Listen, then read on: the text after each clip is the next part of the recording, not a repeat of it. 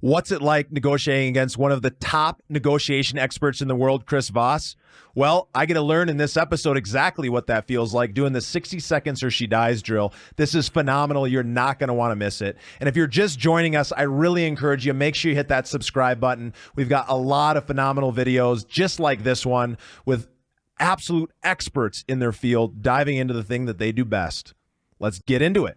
For everyone here who's just joining us, Chris Voss, master hostage negotiator, former FBI international kidnapping negotiator, is here, and he is going to do something called, what is it called, Chris? 60 seconds or she dies.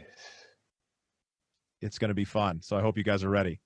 All right, so one of us has got to be a bank robber, and the other one of us has got to be the hostage negotiator. And I will give you the option as to which one you would like to be. Which one would you like to be, Chris? Well, I normally play the bank robber, but, you know, sometimes people want to say, well, what would it look like if one of you guys were doing it? So, you know, we could run it both ways. We could do it once with me as the negotiator and you as the bank robber, and then we can turn the tables. Let's do that. I'd be curious to see how it is on the other side. All right, so I'll be the bank robber first. You be the negotiator first, all right? So when you're ready, I mean, you can't, the only restrictions a negotiator has, the negotiator cannot give transportation, you can't give drugs or alcohol, you can't give weapons, can't do any kind of a hostage exchange. No one comes in, people only come out. We simulate being over the phone. When the negotiator's ready to go, and you'll be the negotiator the first time, you say ring, ring, and we start. All right, guys. Well, just as a heads up, I am not a pro, and we're going against the pro, so cheer me on here. Hopefully I can survive this 60 seconds, or she'll die. All right, let's do it. Ring, ring. I need a car in 60 seconds or she dies. A car? A car in 60 seconds or she dies. Who's she? Don't worry about that. You got 57 seconds. 57 seconds. What do you need a car for? What do you think I need a car for? 50 seconds. 50 seconds. Well, I'd love to get you a car. I don't know that I can get you a car in 50 seconds. So you can get me this is over? You can get me a car. Okay, how long? You just agreed to a car. You said you don't think you can get it in 60 seconds, which means you can get it. So how long do you need? Tell me how long you need. It's a great question. I'd have to talk it over with some other people, but before I can go there, I need to understand. What you were talking about because you just said you could do it. So now you have 35 seconds. 35 seconds. Well, if she dies, you're not going to get anything. So now you're threatening me. You think that makes sense? 30 seconds. What am I supposed to do here? A car in 30 seconds? 25 seconds. I couldn't even drive there in 25 seconds. You got cars all over the place. Don't lie to me. People are on the outside. You got 20 seconds. How am I supposed to do that?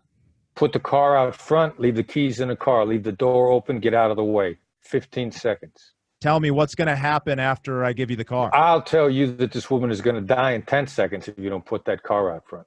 So she's dead if I don't give you the car, and I don't have her life safe if she is? 7 seconds. Do I get any promise from you that she lives after the car? No. How am I supposed to do that? 3, 2, 1. Man, that is hard. I have to admit. I kind of froze up there. I was thinking, what am I supposed to do? You did some good stuff. You did some good stuff. Part of freezing up is you got a couple of skills already. Mm-hmm. Now, my tone of voice is what caused the freeze up. Yeah. The harsh tone of voice actually kind of locks your brain up. Now, and you had trouble getting out of how am I supposed to do that? You weren't sure of which direction to go. It's a really effective skill. The interesting thing about it is it's so effective and people get used to how well it works that the one time they drop it and it doesn't work, they kind of freeze up. And that's when we run this exercise, we're a little harder on people when they say to us, how am I supposed to do that? Because what I actually did to let you know that it wasn't going to work, I told you how to do it. Yeah. And you disregarded that. And then you asked me how to do it again. Now, if you ask me how once and I told you and you ask me again, unfortunately, what you've just taught me is that you're not listening to me. Mm-hmm. So, and but that one in particular, and I was pretty hard on you. but we're a little harder on that one because it is so effective that we know that the one time the person on the other side tells you how to do it, most people are so flummoxed by it, it catches them off guard. They don't know where to go from there. As the hostage negotiator, I felt like I was in a box from the beginning. Like Right. I felt small. I felt like I've got to protect myself. I felt like this guy's not going to give me anything I'm looking for. I don't know how to ask for it. Now he's yelling at me. Now I'm afraid of getting yelled at. It was a very weird feeling to go through that. And I'll bet if you were wearing a Fitbit or an Apple Watch, we'd have seen that your heart rate shot up. It is through the roof right now. I've got some serious adrenaline going. Which is another really crazy thought about your mind's influence on the body, because if we were just sitting here talking and I would have said to you, all right, double your heart rate right now, just double it. You'd be like, no, that's stupid. Yeah, I got to do jumping jacks or something to double my heart rate. Yeah.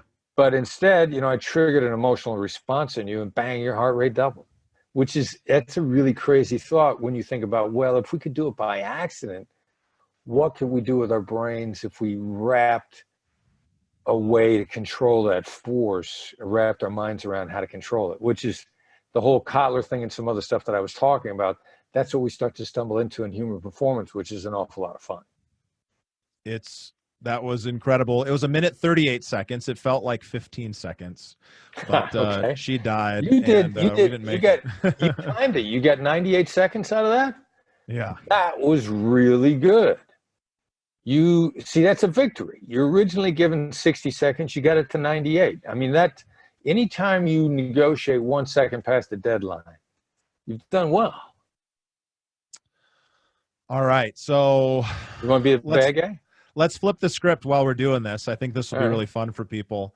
My heart is still pounding through my chest, guys. So, give me a little bit of a break here. It is Chris Voss, after all.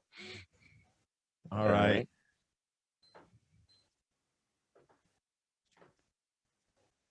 I'm ready when you are. Ring, ring.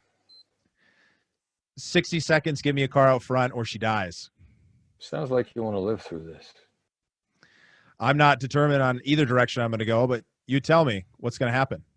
Well, 60 seconds or she's going to die. That's what you want the car for, isn't it? Because you want to live?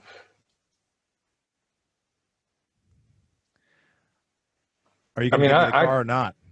I want to see you get out of this. I want to see you live. I just want to make sure that's what you want. I mean, 34 seconds or she's dead. Car's going to be out front. Doesn't sound to me like you want to live. I mean, as long as I know you want to live. I mean, how am I supposed to know if you're not going to want to live, if you're not going to give me a chance? What are we talking about? Okay, I want to live. And the car I need outside in 7 seconds or she's going to die. And then it doesn't matter what happens from there. No, it doesn't sound like you're going to give me a chance. I don't think you're telling me the truth. You're not giving me a chance is point of fact. I mean, you haven't. 3, 2, 1. See, now you were never going to give me a chance. That's the problem. No. I was being very stubborn. There are some deals that you're just never going to make. And part of a negotiator's job up front, and point of fact, and it's in the hostage negotiation world, we assume that everybody at the bank is there because he wants to get away from the bank. And point of fact, suicide by cop almost always takes place at a bank because the guy doesn't want to get away. There was never going to be a deal. And so we have to figure that out right away. And if you're never going to give me the deal, I was so committed to not letting you give me the deal that I was ready for her to die, and therefore I was ready for me to die, because without her, it's almost a foregone conclusion, essentially. I was so stuck in not letting you win that I wasn't going to let myself win at the same time. And does that ever happen in business negotiations? It does, but how do we break through that? Because it's going to happen from time to time where the person is, shooting themselves in the foot despite what they really want. Right. And that in fact, in point of fact, is the question. The issue is not how do we guarantee success, but what's our best chance of success? And about 20%, actually, I know the number is much higher, but about 20% of the deals are false deals. They're never going to happen.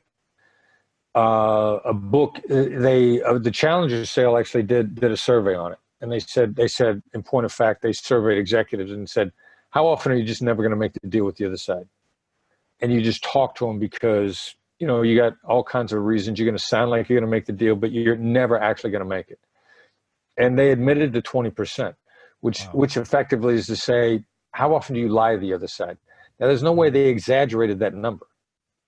So the number is 20% is the floor. And as soon as that was the one thing that when we wrote the book, we didn't really delve into something that we call proof of life now much at all, because I didn't imagine it would be a problem. I couldn't imagine that people wouldn't come to the table not intending to make the deal. Yeah. In point of fact, the Challenger sale pegs the number 20% of the time. We think the number is actually in some instances as high as 80% of the time. Wow. Because we train people to watch out for this now. And those that are watching out for it are getting much higher numbers. So for everyone who's watching and listening, if you want to be able to negotiate like Chris, be able to lock up somebody into a complete freeze or break through when they are frozen, I got to encourage you guys to click below. Check out this amazing class and training that Chris has put together. And I hope forward to seeing you guys there and that you apply some of these strategies yourself. Thanks, man. That was fun. Oh, it was so much fun.